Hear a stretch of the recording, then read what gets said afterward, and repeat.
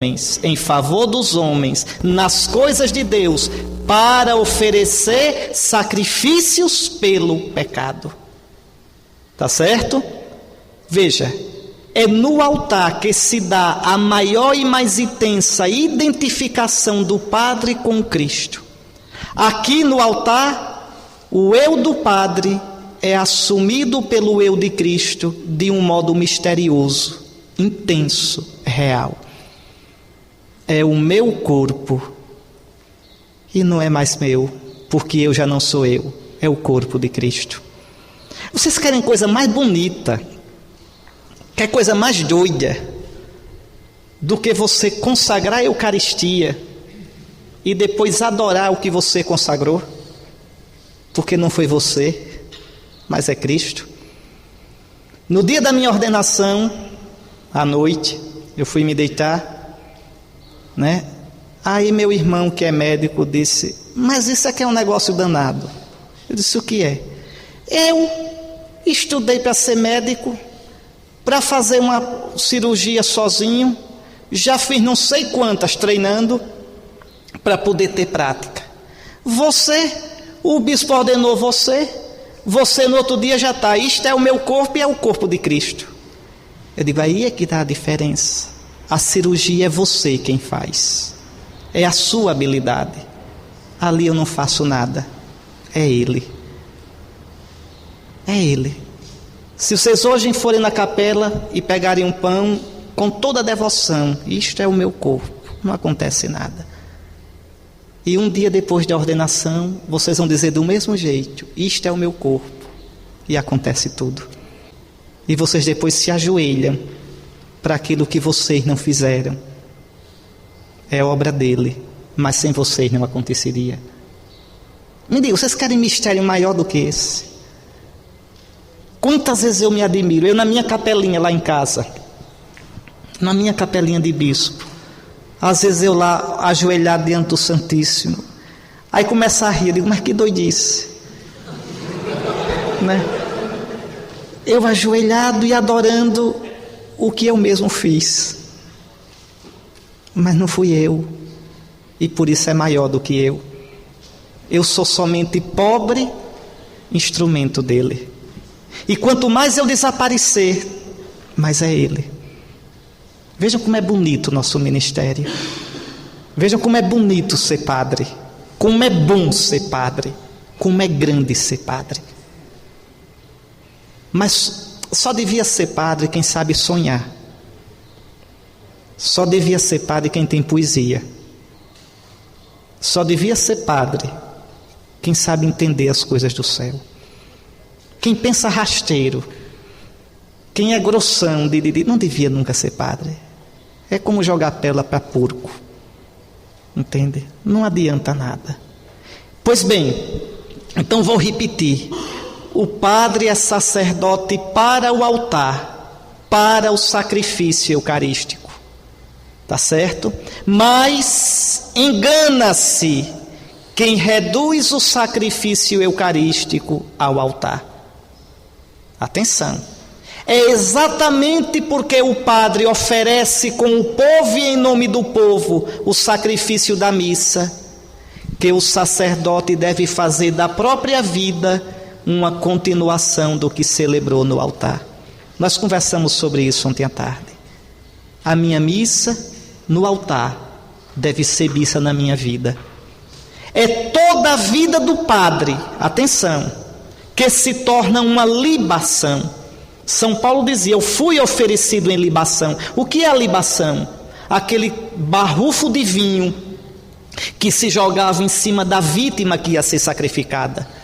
São Paulo diz: eu sou a vítima, e o meu sangue é a libação. O sangue vai cair no meu corpo. Eu fui oferecido em libação.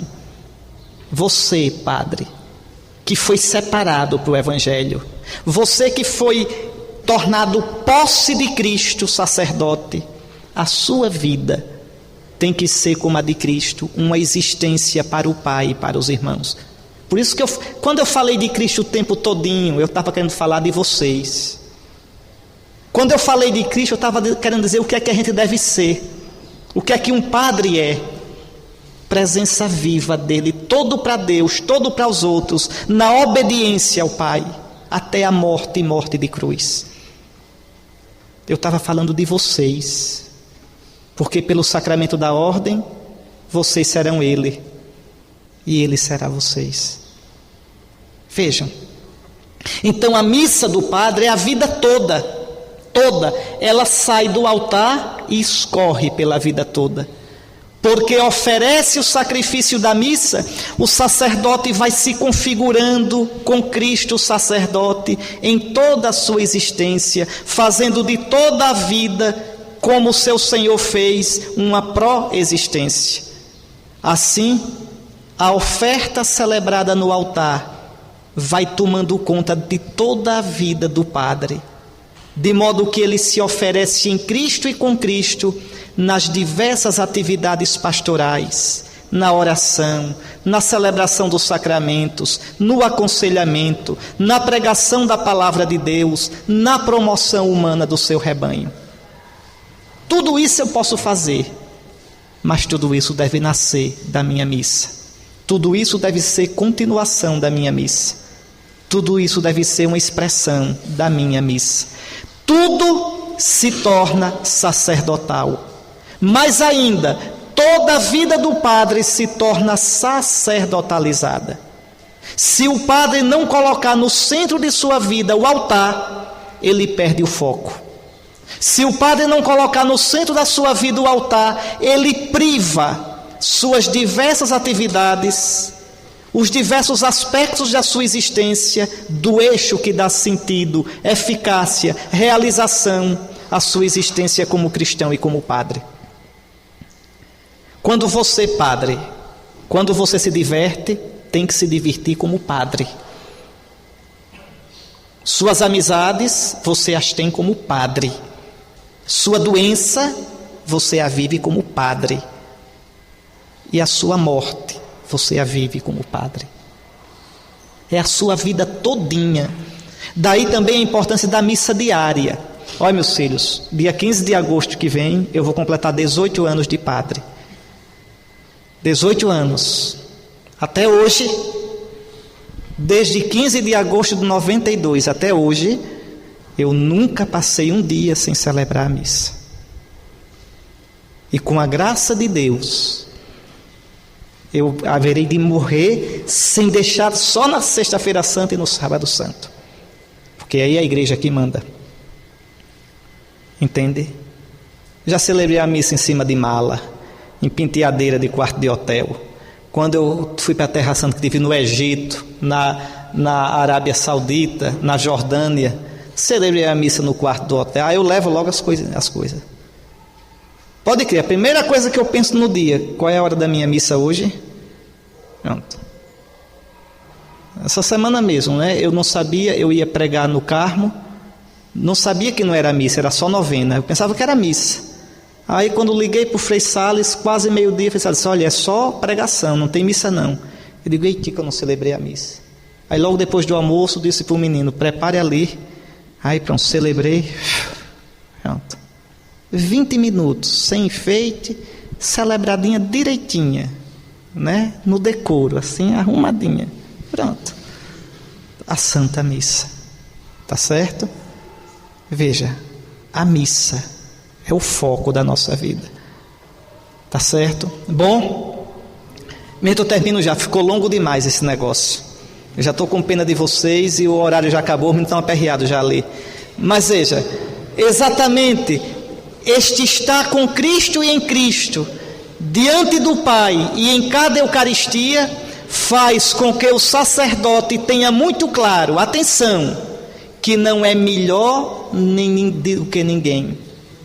O padre é apenas um pobre homem, um pobre cristão, vaso de eleição e vaso de argila.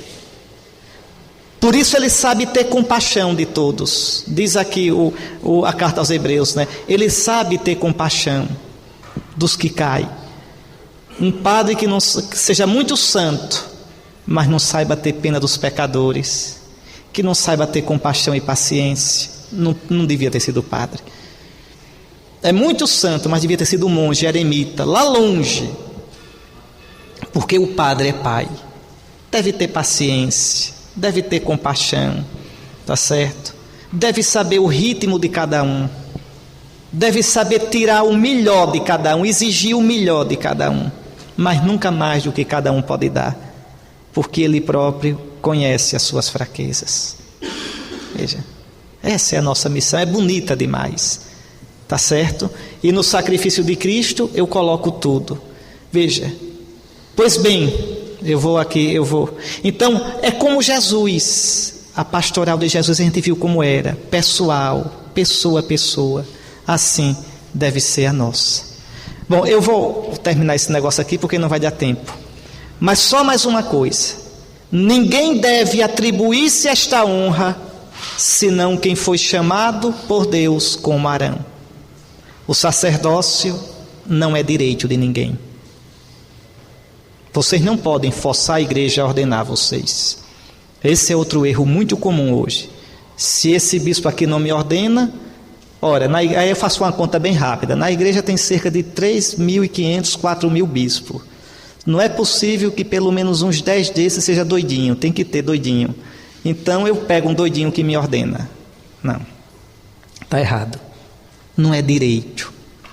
Não é reivindicação minha. O sacerdócio é dom de Deus. Ninguém deve atribuir-se esta honra, senão quem foi chamado como Arão. É graça. Por isso essa doidice. A mulher tem o direito de ser padre. Nem mulher, nem o homem. Não tem direito de ser padre, não. É padre quem Cristo chama. E Cristo, que é o dono da igreja, só chamou o homem, acabou-se. Tá certo? As mulheres nunca serão padres. Isso é doutrina definida pela igreja. Quem discute isso ainda afasta-se da fé católica. Isso é doutrina definida, isso não pode mais ser discutido. Em 1992, na festa de Pentecostes, João Paulo II definiu. Não era definido. João Paulo II definiu. E o magistério ordinário definitivo é definitivo.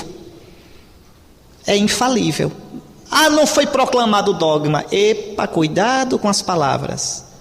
Só se precisa proclamar dogma quando é doutrina nova. Que mulher não é padre, isso é desde o começo da igreja. O Papa não proclamou nada novo, apenas amarrou. O que foi que o Papa disse? Isto que a igreja sempre fez, eu, com a minha autoridade apostólica, e diz assim mesmo, como sucessor de Pedro, com a autoridade dos apóstolos São Pedro e São Paulo, declaro que a igreja não tem nenhuma autoridade para ordenar, para conferir o sacerdócio às mulheres. E esta sentença é definitiva. E se um papa mudasse? É herege. É verdade, é herege. Não é como no governo que um faz e outro desfaz. É herege.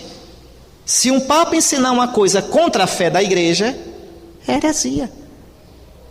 Se um papa ordenasse mulher, eu romperia a comunhão com ele.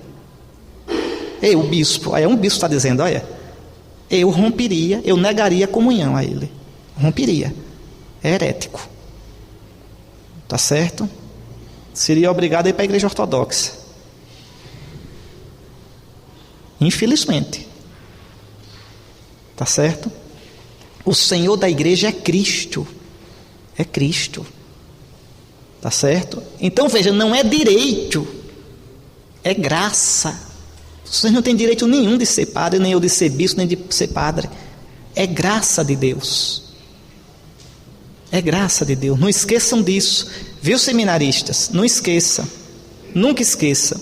O ministério, o sacerdócio não é nosso. Não é nosso.